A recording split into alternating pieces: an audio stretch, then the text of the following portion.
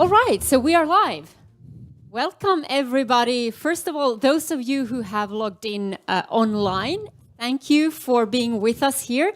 Thank you for this amazing crowd who is with us here in Stockholm. It is a beautiful day. Last time we were here in the same venue, last autumn, it was snow chaos, but there were some faithful people who came in then as well. Today it's a beautiful sunny day, and we have quite many here with us also in the studio. And then I also want to say hello to everybody who's actually watching this afterwards, because we know that there are many of you who are not live with us. So I just want to thank you all also for watching us after this event. My name is Anna Romberg. I'm part of the Nordic Business Ethics Initiative, together with Nina, who is not here today. She will join us during the after mingle. And these EthicsTalk live events we do together with DLA Piper. We are super grateful to DLA for enabling these events. And we try to really inspire those who are passionate about good corporate conduct. And we do that in different type of ways. And today we are having a discussion with some very prominent persons who you probably know. But I'm going to take a minute just to introduce who's here. And then I don't want to steal too much time from the actual discussion that we are going to have. Some housekeeping. We have the Q&A functionality in the live stream. So there you can just post questions. I will try to monitor that to make sure we can take in your questions. From the crowd here, we will take in questions towards the end of the session. So with me here today, I have Hayat from the Swedish Anti-Corruption Institute. So thank you, Hayat, for hosting us here in Stockholm today. Happy to be here and hosting this event. Thank you. And then Mr. Richard Bistrong. I do think most of you know him. I don't know if I really have to introduce you, but you say you went from corruption to compliance and have really become an inspiration for all of us of how a person actually can change and really, going from being a hardcore business salesperson, not doing the right thing, to be an advocate for how we can inspire everybody to do the right thing. So really happy to have you here, Richard, in Stockholm. Thank you, Anna. It's a pleasure to rejoin the EthicsTalk Live series, and thank you for the opportunity. Thanks. And then we have the star of the discussion, Benjamin van Rooij. You are the professor in law and society and director of research at the University of Amsterdam. You also have a role at the University of California, if I understood correctly. Yes, that's correct. I still have a sort of honorary role there as global professor at the law school. You spent a few years in the US as well. Yes. And Benjamin's research, it's super intriguing. I'm very, very fascinated about that. And it's also been featured in sort of normal papers such as the New York Times and so on. And you've written a book. I'm not going to spoil that. We're gonna talk about that. And for me, what was so intriguing when I read that book is, and your research in general, is around really laws and rules and regulations and how that influence behavior or how it's not influencing behavior. In compliance, we are all about policies, procedures. We know we need to have those. We hope they will have an impact for certain type of behaviors. But your research, shows up that sometimes the impact can be surprising or lacking. But yeah, we're going to discuss that today. And I think Richard, Hayat, you're sort of going to moderate and make sure we have a very interesting discussion here. And please, make sure that you also post questions online, and then we'll make sure we are able to take in your questions here as well. If you feel super eager that, hey, now I just have to interrupt, there is something I want to ask, just wave, and we'll make sure to to get it in as well. But at least at the end, we'll make sure we have some times for questions. But with that, Richard, Hayat, over to you. Yes, let's get it started. Okay. So the Behavioral Code, co-written by Professor Benjamin van Rooij. It's a pleasure to have you here. I brought the book just not to promote it because it is a wonderful book, but because hopefully Benjamin's going to provide an author signature later today. So this is really a wonderful piece, and it's such an honor to ask you some questions about it and start a conversation. So maybe we should start with the title, The Behavioral Code, The Hidden Ways the Law Makes Us Better or Worse. Why did you write this book? So I wrote it together with Adam Fine. And Adam, my co-author, who is a professor of criminology and developmental psychology at the University of Arizona, at Arizona State University, we both had our own reasons. So to go into my own reasons, I became a lawyer in 1998 at Clifford Chance, trained in law, in rules. And then since 2000, I started to research first enforcement and later compliance with environmental law in China. So I went from Beijing, talking with the central regulators.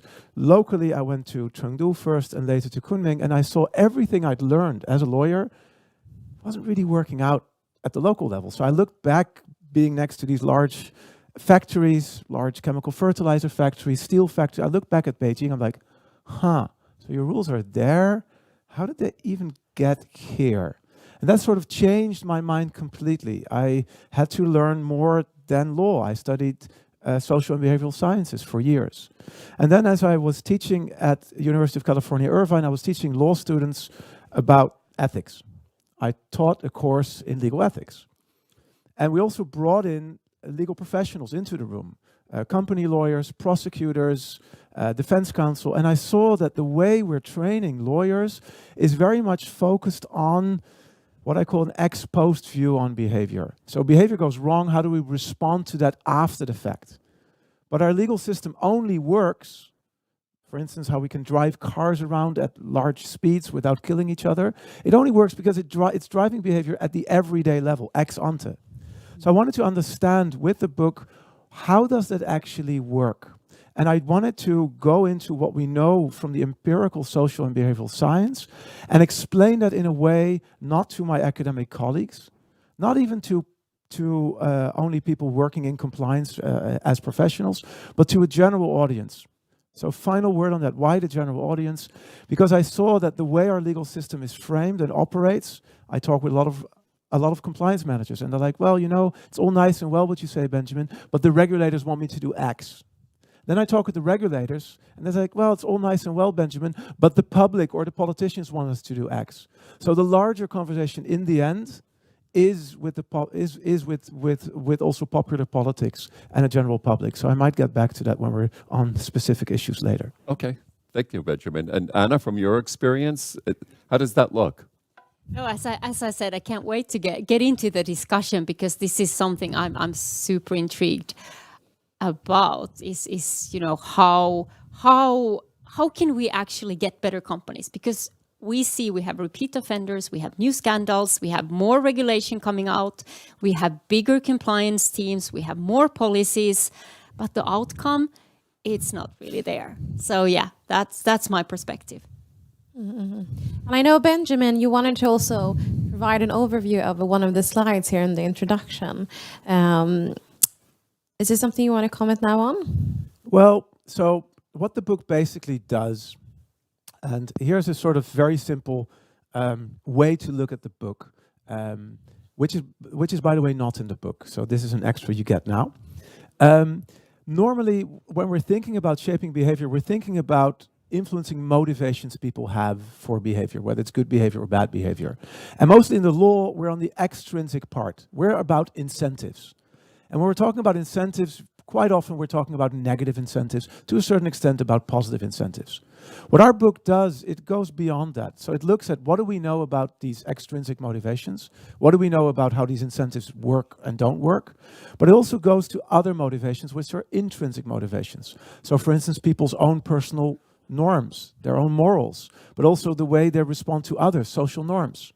But it moves beyond that. We are not just making decisions where we're shaped by our own motivations. It's also the situations that we're in.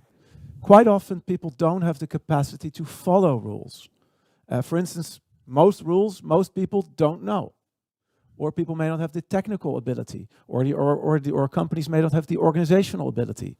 So in that sense, you need a very different role. In that sense, you need to support, educate. Finally, there's also the opportunities for bad behavior. And we can reduce those opportunities. And there's a whole chapter based on that, which focuses on that. Mm-hmm. And as we discussed earlier, prior to this event here, many of our compliance efforts and our initiatives, they're often based around how to deter misconduct. But when it comes to, for example, to tools that we have in place to enhance opportunities for good conduct, I think that this is also something you call intrinsic motivation in your book. Yep. Could you elaborate a bit about that concept? Yeah, so if you look at the slide again, so we are indeed, a lot of what we're thinking is about these extrinsic motivations, and often through negative incentives, whether they are regulatory sanctions, which come from the outside, but there may also be a disciplinary action on the inside in companies. Our book shows that this sort of extrinsic motivation, both the positive and the negative, only works under certain circumstances that we often don't have. The biggest one is there needs to be a high level of certainty that somebody who's doing bad things actually gets caught. And that in organizations is a very difficult thing, as we all know. It's one of those things that is really, really difficult to establish.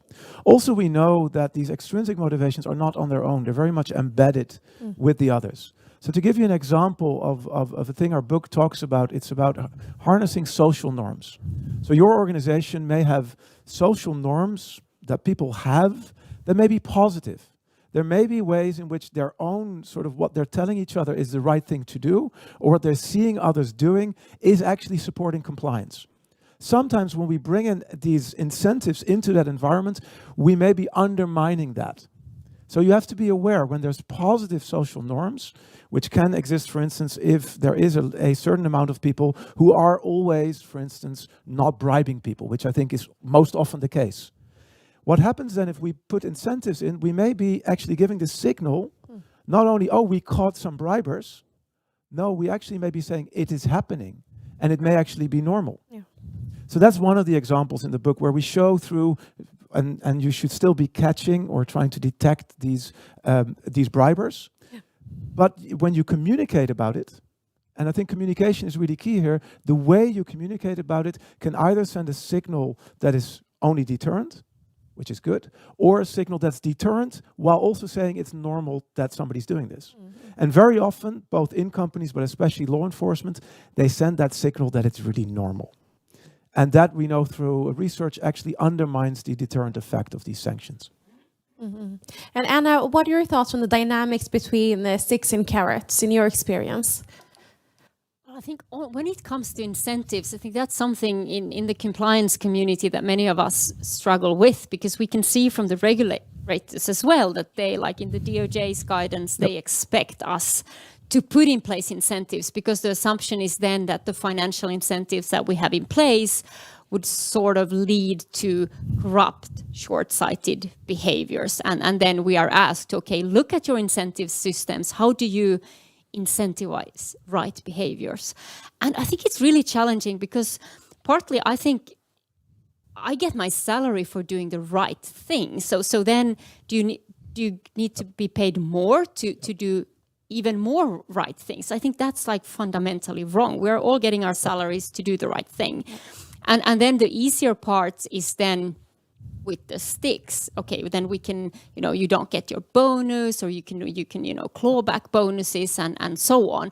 But then I think it's super interesting, as you say, Benjamin, as if we start doing that sort of on a broader basis, does it actually normalize this kind of behavior and the attitudes to these behaviors? So I don't have a solution. If anybody's found like a brilliant way how to use incentives, like internally in a real context, let me know. I'm really happy to and intrigued to discuss that, because it's tough. Yes. Maybe you have the solution. No, I mean, so first of all, I don't have solutions. I can only help you ask the right questions for your particular situation. So our book is about helping you guide through the questions to have a more holistic approach to compliance problems. What happens when you do sanctions is we find there's 18 possible things that can start happening. 8 of those are positive, 10 are negative. And it's all about balancing these things. And that's the problem. When we're thinking about sanctions, we're largely only thinking about one thing, deterrence.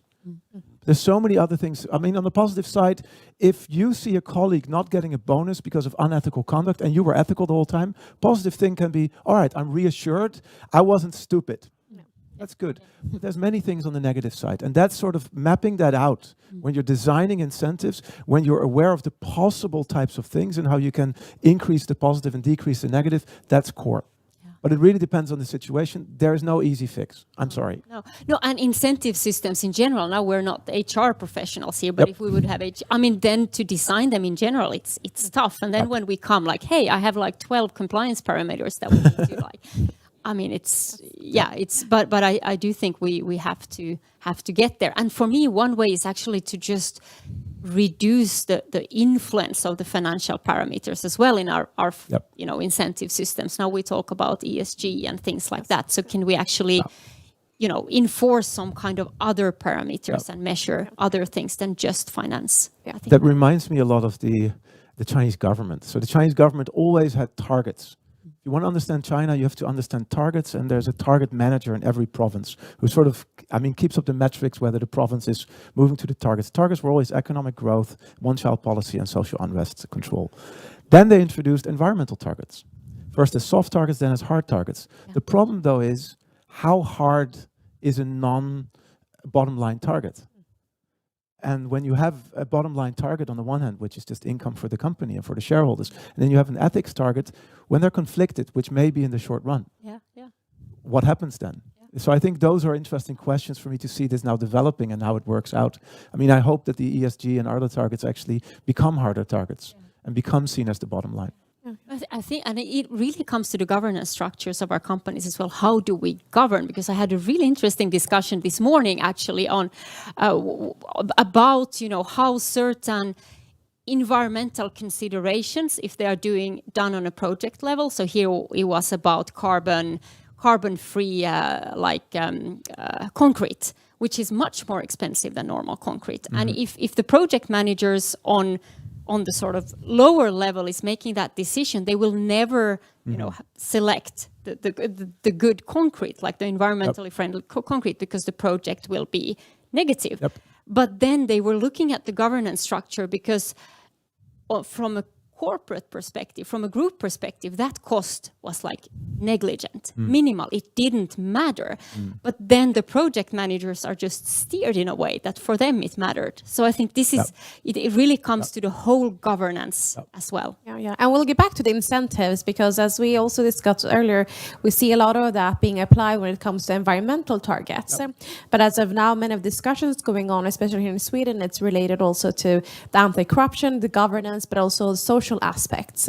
So I know the book talks a bit about that. We'll get back to it. I know we have many other questions that we're dying to dig into here.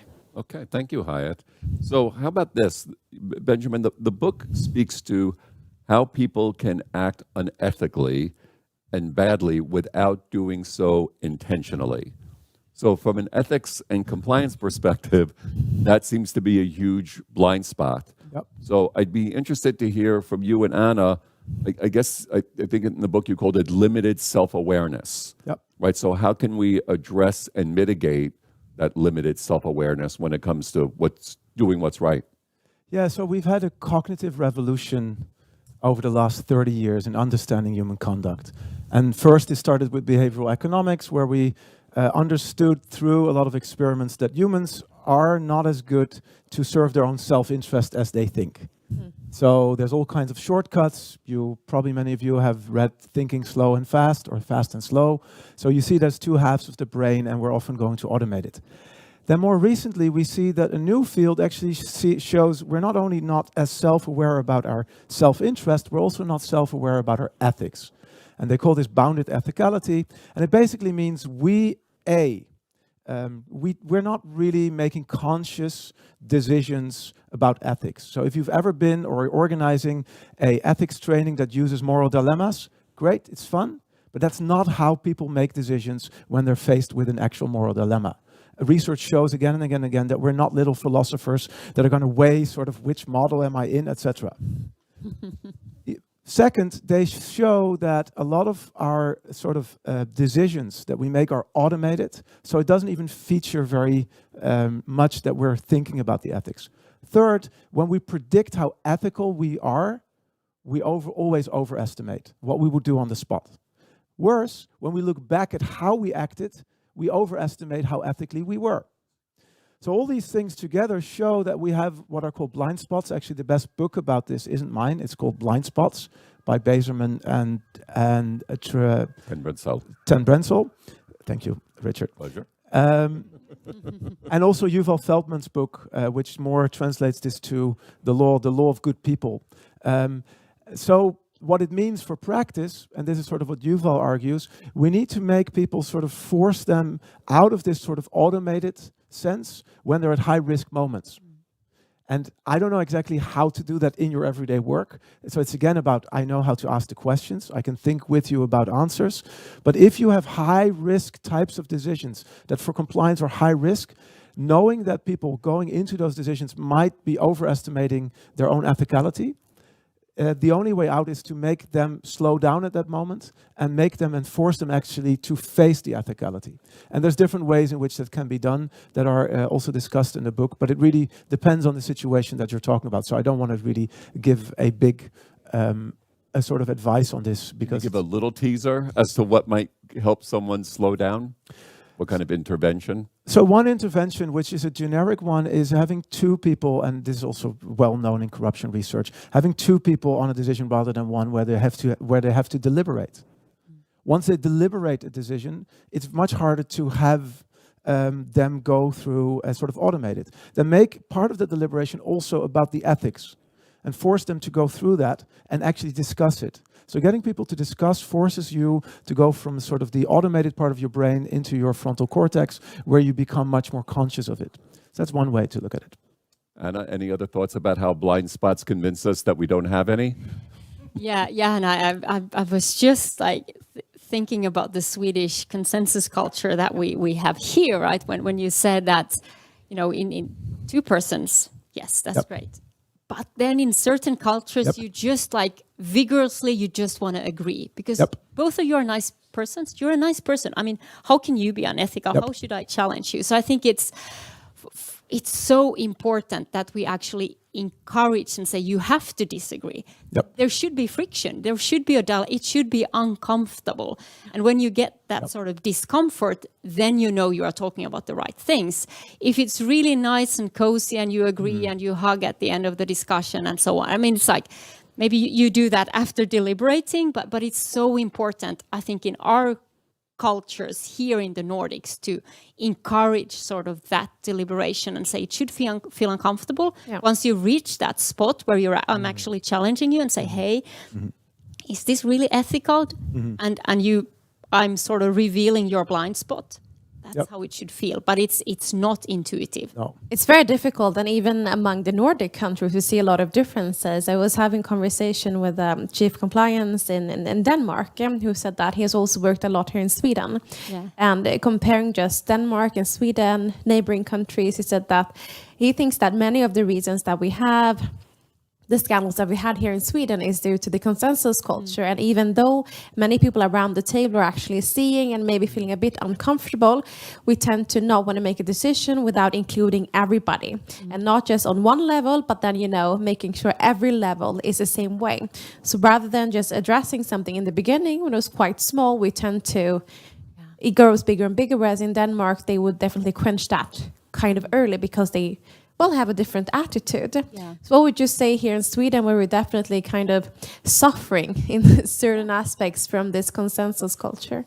But it's just to be aware of that and to know that we just want to be nice, and it's uncomfortable to be uncomfortable. So I think that's just to say it out loud, say it's very intuitive. It's nice to want to be nice, but not in international business. There you have to be able to question a bit. Yeah, what are your thoughts, Benjamin? So I fully agree.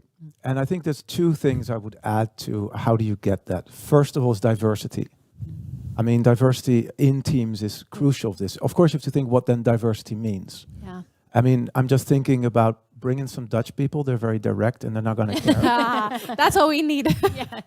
Although we've had our share of Dutch scandals, so that's not foolproof. Yes. Second is empowerment. So one of the things we know also through research is that formal hierarchies, but also social hierarchies. So social hierarchy, I mean, we all understand formal hierarchy, but a social hierarchy may be that even in a medical team where you have a nurse, she actually or he may actually be sometimes more powerful in the operating theater than the doctors. Mm. But you need the people in the teams to feel safe enough, which comes with empowerment, to speak out against each other. Mm. And that comes with empowerment. So you get to these much bigger things, diversity and empowerment, than what I said earlier, which is, well, that have people a conversation. Obviously, a real deliberation, and one that is in the end uncomfortable, can only exist when the context is right, which goes back to what you said earlier about governance. And another trend that we're seeing here in Sweden is definitely the whole discussion about incentives. Because as Anna also mentioned, we kind of feel like, why are we supposed to reward someone for just doing what they're supposed to be doing? If we compare it, for example, to the US, where that conversation has been going on for quite some time in comparison. And I led a discussion recently about incentives with Swedish multinational companies, where they said that, well, for many of them, for the coming year, they'll be really focusing on incentives related to anti-bribery and corruption. And I know that you address this in your book with respect to values-oriented compliance programs and incentives-oriented programs. So perhaps could we dive a bit deeper into the role of incentives as part of an effective compliance program, as I see this kind of becoming a trend here in Sweden now? Sure. So there's two things I would say on that. So first is, what targets are the incentives linked to? So our book discusses later, and we'll get back to that in a little bit, also organizational culture and how organizational culture can be linked to structural misconduct. And we look at three major cases of organizations that have gone structurally into rule violating practices. And one of the things we saw in those three cases, and I can also see it in other cases, they had unrealistic targets. So if the targets that you're setting at some point are not achievable, so a good example is Wells Fargo. So Wells Fargo had as a target selling 8 products per client at the bank. So imagine I work at the bank, you come in as my client, Anna, I'm like, great, you say I want to open a bank account. That's one, I've just sold one product. All right, I need to do 7 more. Okay. Anna, do you want car insurance? Great, she wants car insurance. You want a credit card? 3. Home insurance? 4. All right, I'm out of thoughts now. And I'm still only at 4. I need to reach 8. At the time, the industry average was 1.6 products per client. And Wells Fargo went to 8. So if you have those targets and you combine them with incentives that they had, both formally, all kinds of bonuses and other things, but also informally. So even when they took away those targets, the informal incentives stayed because people understood you're only a real person, a real salesperson, if you sell towards that. And remember, 8 was the average you needed to hit, the average. So I think that's the first thing. The second thing about incentives is the research on both negative and positive incentives shows that they don't work really well if they're not linked to the actual behavior. Yes. So let's say, for instance, you have an incentive on non-bribing. Okay, I don't know if that's even possible. You don't know who's bribing. That's the problem in the first place. Or also if you have a sanction against bribing, again, those may be seen as the people that are just really bad at it. So the sort of tip of the iceberg problem, which is a really big problem. So I did a second book, which is a joint effort on measuring compliance, where we actually look at all the problems we have in corporations of actually knowing what actually is going on. So any incentive you have is linked to data. But if the data itself is faulty, it probably is really rewarding or punishing just a tip of the iceberg, which has all kinds of effects on all the others that are just underneath the water. And that's not, again, it's not an easily solvable problem. So linked incentives to behavior rather than data then? But you only know the behavior through the data.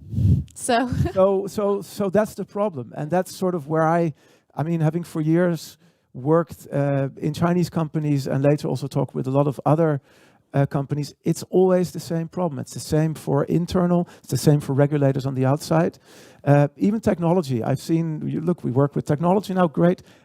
Quite often there's counter technology. So it's a difficult thing. So we're just perhaps in the beginning of this and need to look more deeply into the link between the data and behavior and incentives. Yes, and look, it's not a solvable problem. It helps if you're aware of some of the issues that might play out. It helps if you do think about where the targets are. And of course, that's a difficult thing. In compliance, you're not in charge of the targets of the company. You can, I think, communicate higher up, saying, okay, but if these targets are unrealistic, at some point, we know through other cases, Wells Fargo is a point in if you want other cases, they're in the book. At some point, it goes wrong. So I think that's the place where I would actually start, even though it's cutting into the bottom line, even though it is very hard, but that I think is the biggest risk, incentives linked to targets that are not realistic. Mm-hmm. And Anna, in a management position, professional or practitioner, what are your thoughts on this?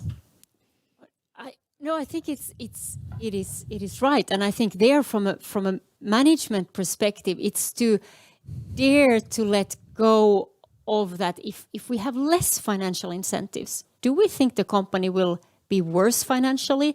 There is still kind of this, but if we don't have 80% related to revenue growth, then our revenue won't grow. To sort of just get away from that intuition that no, actually we will probably have over time, maybe not this year, but over time for sure. There is so much research pointing towards that as well.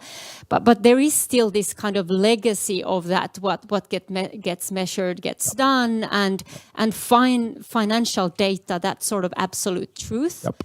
And so I think it's a lot of just the mindset shift needs to happen first. And I think part of that mindset shift, that's a nice word, mindset shift, is, and this is very hard given the conditions that most companies are now in the market, but it's trying to get boards to look more at the longer term. Mm-hmm. So if you have the mid to longer term, actually the costs of compliance become integral to the bottom line. And these conflicts become lower. I'm quite surprised when I look back at it.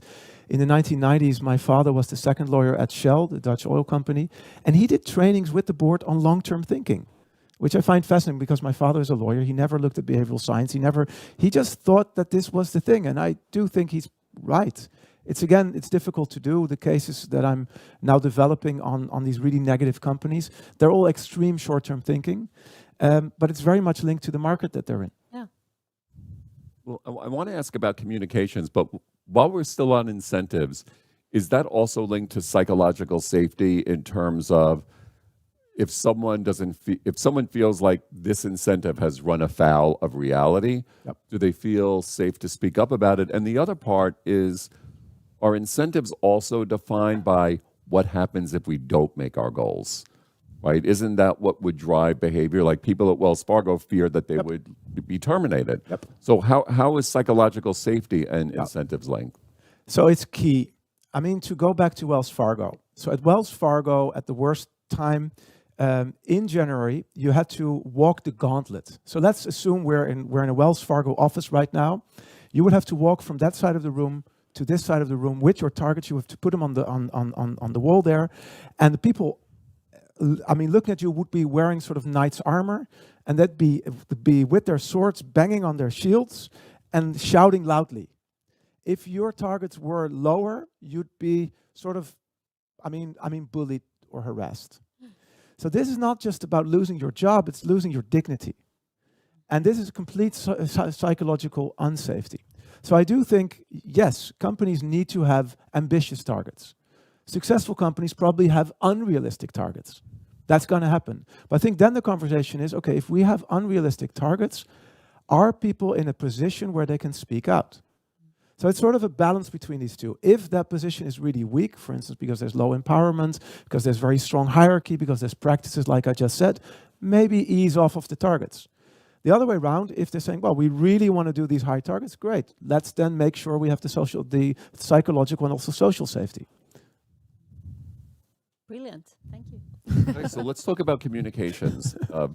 Benjamin, you mentioned that how we communicate might trigger unintended consequences and/or social norms. Can you share a little bit more about your thinking on that? Sure. So let me go back to the example that I had earlier on deterrence versus sort of showing that people are normally breaking the rules. So in the Netherlands, we just had this new rule that I hate, to be honest, and I break it a lot. I'll tell you why in a little bit. We have a new rule that you're not allowed to use your phone while you're cycling. Okay? Okay. And if you live in the countryside like I do, I go over a road where there's nobody there, and I'm on my phone, even without knowing it, automated, and of course I'm observing myself because I study this, and I see many people doing it. So it's still quite normalized. There's fines for this. The fine is 160 euros. I don't know what that translates into kroner, but like 1,600. 1,600, yeah. So what the government did last year and this year is they, at the end of the year, said, well, we've caught 300,000 people on their bikes using the phone. Yes. Sends two signals. One is, if you do this, you're going to get caught and punished. Second thing is, it's happening a lot. They could have done that in a different way. They could have, for instance, said, okay, we're going to focus on one person, a famous person, that has been caught and punished. And research shows that if you show a singular violator rather than many, actually you are reducing that amount of violations more than if you show many, you actually get more violations. So a good example was Dutch tax fraud, individual tax fraud.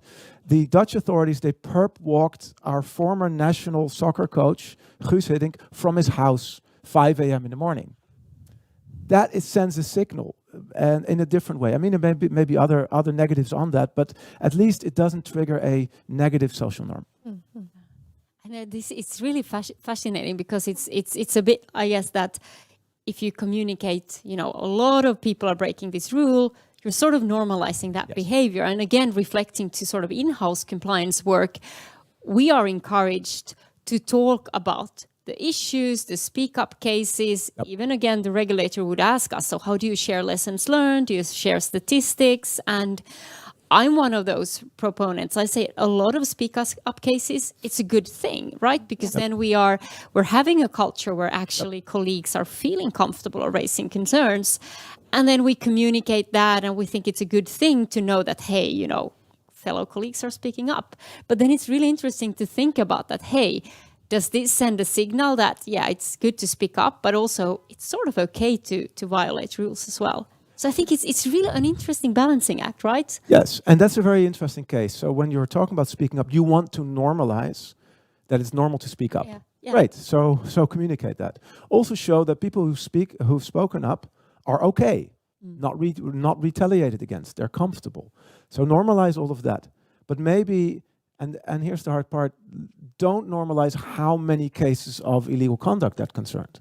Then focus on the singular case, where you unpack it, because you also, I mean that's the other problem, you also don't want to hide what is happening.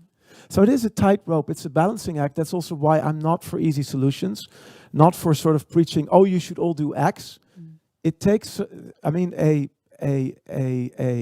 person or team of persons with sophisticated understanding of these issues, and I'm not talking about people like me, academics, I'm talking like people like you and people in the room, to actually look, okay, what are the potential things that are at play here? And how do we combine them in a way that we think works a little bit better and not worse? That's all I think we have. So before turning it over to Hyatt, I'm curious, so are you now in training on how to cycle faster than a patrol car as the solution to this rule? It's kind of interesting what happened. So the other day I was biking from the station back to my house, and I first go through the city, and I pass by the police station. I'm on my phone. Police car comes out in front of me, opens the window, and says, you shouldn't be on your phone. He doesn't find me. What happened now is I never use my phone again on that road. So this is very specific deterrence. It doesn't help me after that. So I've kept observing myself and kept thinking, okay, how can somebody get me off my phone? And it's an interesting compliance question, I guess. Of course, I could just stop using it. But we all know also how many addictive elements are in the phone, also designed in the phone. And also when you think about it, just observe yourself this afternoon, how many times you reach for your phone without making a decision. You don't make a decision. You reach for it, it's automated, there's all kinds of addictions in there. And that's what, unfortunately, some of the big compliance issues that you're managing are also like. So this, we're going to follow up on this. So we, sign up to the Nordic Business Ethics newsletter. We're going to follow Benjamin's sort of bike story. When did you start using your phone? No, jokes aside. Looking forward to that. No, but another on the same theme, a theme in the book is also organizational culture, and I think let's talk a bit about that. What does that mean to you, Benjamin, and what should it mean to all of us here and digitally? So I started becoming interested in organizational culture I think around 2017, 2016. And I started to look in the literature, and I found, yes, both in practice. I saw that the Department of Justice sort of put organizational culture into what it thought was important companies should look at. I saw it discussed in many big scandals. I saw that Dutch regulators and sort of governance, the new governance code that we have in the Netherlands for corporate governance included it. And increasingly, I saw that not many people actually know what A, organizational culture is and what we should be looking at. B, what do we actually know of what elements in such a culture are negative and risk that we should be worried about? So I saw a lot of sort of general statements like, well, there was a culture of silence, or there was a culture of fear, or there was a toxic culture, and I really thought, okay, here maybe is a role I can play. So maybe you can show the slide. So the first thing I did is to figure out, if we're looking at culture, what should we be looking at? So the slide here is based on work that Alfred Schein has done. He's the Grandmaster of Organizational Culture. And he has, for his whole career, looked at how do you understand an organizational culture, and how do you move it from being inefficient to efficient? He is not focused on the question, how do you move it from being unethical to ethical? And what I learned through his work, and then combining that with work from anthropology, sociology, and social psychology and management science, is that there's, first of all, 3 levels of depth to culture. At the most shallow level, from the outside, is what we can see an organization says about itself. For instance, we can see its rules, we can see its sort of hierarchy, we can see its sort of what it tells the world about its values, and we can see what it does to a certain extent. Then if we move to the middle level, we can interview people. And these people may be aware of what their own social hierarchy is, which is not the formal hierarchy, but who is actually boss, even though the boss may think the boss is the boss, what the sort of real rules are on the work floor, etc. You can also interview them about their values, and finally, what they're aware of in practices.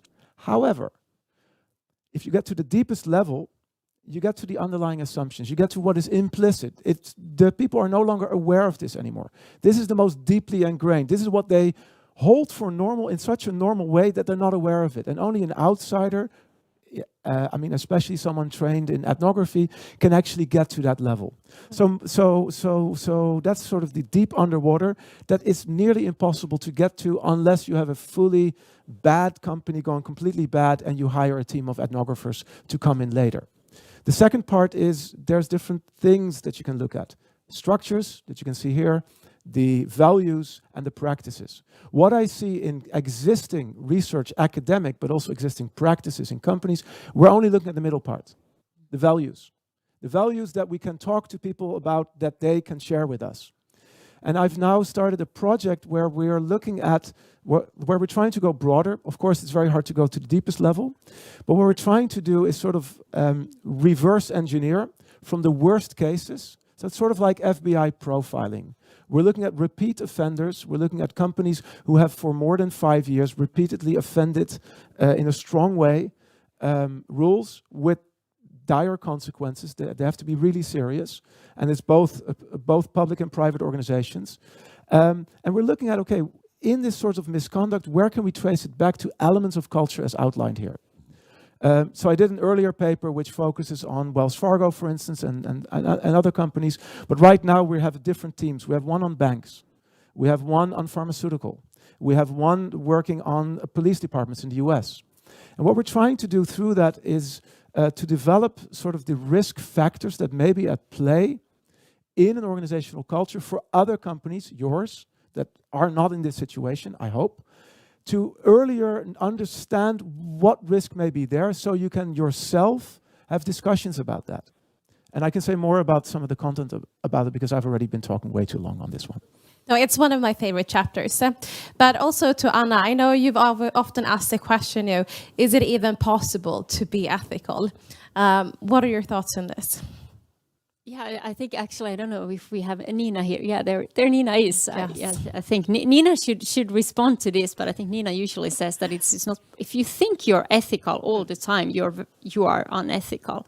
Because there is always an ethical consideration that I didn't think of, and if I dig deep enough, there is something. So I think that is coming back to those blind spots. That is very dangerous to think that, we can become a 100% ethical company. And I was actually yesterday in a discussion around, U.S. enforcement, and the intriguing thing is that we can also see, we focus a lot in compliance on sort of the preventive side and try to prevent misconduct, and sort of thinking that if we fully refine that, we can prevent all conduct. But we have repeat offenders, coming up all the time. I think Philips, Strikers, GE are like now again being investigated for a second, third time. And I think that just shows to it that it's a bit naive actually to think that we can design programs that will 100% create ethical companies. We have to focus on these other aspects as well. And it's a bit sad to say that also just realize that unethical and possibly even illegal behavior will happen. So that is, but it's again coming to the Nordic context. And I think one of the main reasons why Nina and myself started this whole initiative and also did the Nordic Business Ethics Survey was that we frequently heard from boards, executive management teams in Nordic companies that we are such a great company. So we have Telia, now we have Ericsson, and then we have Swedbank and a couple of more, but they are, it's their problems. It could never happen, here, because we are such a good company. We have such good values. And that is, I think it's really, really dangerous. Mm-hmm. Yeah, I think that's the right attitude. And I think as with many things in life, 100% is probably not good even for a company. And striving towards that, because it creates, I think, an organization where even doubting that you get to 100% becomes something that's difficult to discuss. And I think realism, and I think that's what you're all about. Let's be realistic of what we can do and we can't do. And I think that's really vital. On the culture side, so people sometimes say, but how do you then change a culture? And I think that's a very difficult question, that at least in academia, we know sort of how do you go from inefficient to efficient? How do you go from bad, ethically speaking, to good? I don't know. That's why I'm so much focused on, let's be there much earlier, when an organization may have just developed some of the early risk factors. What I'm really worried about in terms of our research, and I've seen that already happening. So I have an early paper out that came out in 2018. I've seen some companies and some regulators actually saying, there's 7 elements. They're also discussed in the book. These 7 elements, that's it. I'm like, well, but that's just the first idea we had. Don't use this sort of as a stick against companies. You have 3 of these elements, you're going to be under extra supervision. What happens then is the whole company sort of becomes defensive and it becomes worse. And for me, the whole thing, this should be things that, if we've done the project right, we can really show in your particular industry, this is the type of risks that we see in these conditions, and that we can validate that. B, that it becomes an instrument where you can use your own data. And one of the parts that we're doing is go beyond surveys, but also show how surveys work, but also look at financial data and other data that may be used to find certain patterns, as well as use other types of audits internally. But that companies themselves can self-regulate with that and can transform the things that are happening way before they get to the 5 to 12 or 5 past 12 moments where you don't want to be. And I'm also just reflecting on that. Either there's a discussion on, values and trusting your employees and, the whole organization versus implementing controls. Yep. And we see that, going back and forth, and perhaps now we see more towards the control aspect. Yep. What are your thoughts on that? Like balancing that? Yeah, I think that you have different labels as well. At one point in time, it was more rules versus culture that was actually used, and then you have formal versus informal, and so on. And I think it's just like with everything, when you have over-focused on something, you realize that, oh, we should work with this as well, because you need to control somehow. And I think it's all about the data as well. That's why we talk more about the control piece, because we understand that actually with today's technology, we can get hold of so much more data, and we need to understand what does that actually tell us. So for me, it's a bit actually a hybrid, because you are now becoming formal to get a hold of the informal pieces, if that makes sense. Yeah, definitely. Yeah. So, I mean, looking back at the last 30 years of compliance, we've sort of moved from compliance 1.0, which was more liability management, to check the boxes, to last year's, I see what I call compliance 2.0, a lot of behavioral science coming in, a lot of focus on measurement, but also that is promising things that I'm not sure is going to be delivered. So what we get with that is we get the street lights where we can see what we can actually have in data, but we're forgetting all the other things. We get promises from easy nudges, you can just nudge this out of behavior. And what I'm arguing for is a compliance 3.0, where we actually have a holistic approach, where we understand that the problem is complex, I think especially how you said it, where we see that there's multiple things we need to combine, and where we also see that the biggest risk in compliance is not necessarily the thing we have the best data on, and not necessarily the thing that we are best addressed to work on. And I think that's an important thing. And the final word on this is compliance 1.0, as you all know, is not going to go anywhere. We always need to do liability management. And I think sometimes some people that get too enthusiastic about the behavioral science, no, we should completely not do that. I'm like, that's not realistic. So it needs to be combined. That's sort of the roles that we're all in. And it is about figuring out how to combine it. Yeah. Great. Yes. So how about we take some questions? Yes. Yeah. And thank you for this discussion. Questions Well, from thank the you. floor? I think we have a mic over there with Fanny.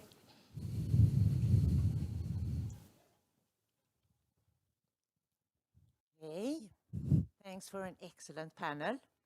I don't know if this is so much a question as a comment, but when we talk about ethics in the context of business and organizational ethics, for me, it's not an end result that is ethics. That makes lawyers really uncomfortable, right? Because that makes us kind of the moral police. Yep. But for me, it's rather to implement processes and tools to give people a chance to make the best decisions they can make with all the different stakeholder interests illuminated in a transparent manner. So it's more of a journey than the end result, right?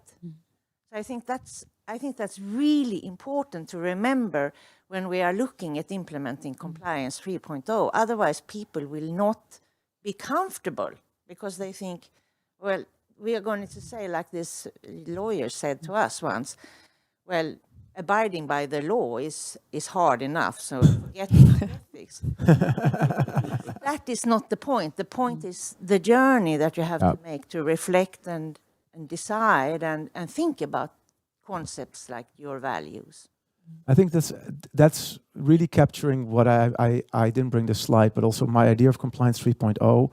It is that more long-term view, mid to long-term. It is about process. And the danger I see, I don't know what it's like in the Nordic countries, but in the Netherlands we have all these sort of behavioral days, both with regulators and with companies and these behavioral scientists that are promising them the moon. And it's all about, okay, if you press A, you get B now. I'm not sure how long that now lasts. I don't know if that result actually stays. So yes, it's a process. It's a series of interlinked processes. And that's what our book argues. Our book argues for people to understand the different questions you need to ask to better design these processes. And I don't want to be accused of proximity bias, so we're hoping our virtual attendees will also feel free to chat in questions. Yeah, I'm trying to check out if we have that, but it doesn't seem like that. Oh. No. Can I just thank you firstly for a very interesting panel discussion. My name's Danny Collins. I'm with LRN. We provide ethics and compliance training to companies in Sweden and around the world. I want to pick up on the last point that you made, Benjamin, about compliance 3.0. specifically with data. And can I ask for a prediction? How do you think data is going to become more important in the measurement of ethical frameworks at companies over the next 5 years or so? I'm not really good at making predictions, especially not about data. Obviously, it's becoming more important. But the thing with data is the quality of the data determines in the end what it does or doesn't do, especially if you then put AI or other things on it. If it's garbage in, it's garbage out. And that's where I see some of the dangers with our over-focus on data. I think you still need to understand the fundamentals. Where does the data come from? This is what I learned the hard way in China. So in China, the government had all kinds of 24-hour monitoring data on industrial pollution. I then went to these companies, spent time there, learned at some point that there were more people working at night than during the day. Why? Because during the day, there could be unannounced inspections that they actually would look at the equipment to actually see whether they were using the right pipes where the monitoring equipment was installed. At night, they would never use these pipes. So all the data they had on these companies was just not reflective at all. So it's made me a sort of, let's look where the data comes from, let's look what it covers and doesn't cover. For some sorts of behavior, yes, we can 100% do things better with data. For others, I think it's going to be much harder, and it really depends on the sort of thing. So just to follow up with Anna and Benjamin on that, I mean, the US regulators are talking a lot about data now. Yep. Is there a danger that we're going too far over to the data approach and we're losing the holistic sight of conduct? Well, I think it's two things. One is what I said already, what's the quality of the data. Second is you can use data in a holistic way, in a holistic approach.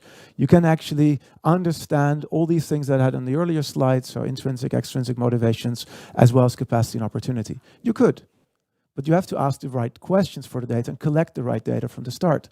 What happens often is the other way around. We don't start with the questions that we're asking that might get us to understand the fundamental causes of the conduct that we're interested in, but we might just start with the available data. And then we're only focused on the data. And the data is so sexy. And the people that understand the data, I mean, that can work with the data and calculate, they're in charge. But you actually need to have people that understand behavior to be in charge and have the discussion about what data fits best and whether the data is good or not. So it's about how do you actually organize your understanding, your collection, your analysis, and your understanding of the data. Yeah, just my 2 cents on that is that because now many companies, mine included as well, the company I work for, we do these ethics surveys, and that's what the government again is expecting. Like, are you surveying the ethics of your organization? And it's like, based on that, we are a super ethical organization. I think everybody's China. That's like the most ethical country in the world. So it's like giving you this kind of false comfort. The question, you know. So yes, I think it's vital. We have to start working with data, but the way we do it now, it's probably giving us more false comfort than like adequate data for decision making, I would say. And if you want to, understand better the trade-offs of different types of data and different measurements. So the book Measuring Compliance actually has chapters on all different ways. So yes, we talk about surveys. We also talk about simulations, more complex sort of mathematical things. We talk about using governmental data, but we also talk about focus groups. And I have a chapter, which is the sort of work I do, is how do you get people to admit that they broke the law? So it's about individual interviews and the sort of techniques there. And we sort of show every single way of collecting and analyzing data has its own limitations. And there's trade-offs in what you in the end want to achieve. And I think we have to be aware of that. Also remember, most data come out of humans. So even though they look very hard, like numbers, those numbers at some point came out of humans in some way. They were extracted from humans in some way. And a lot of things go wrong there.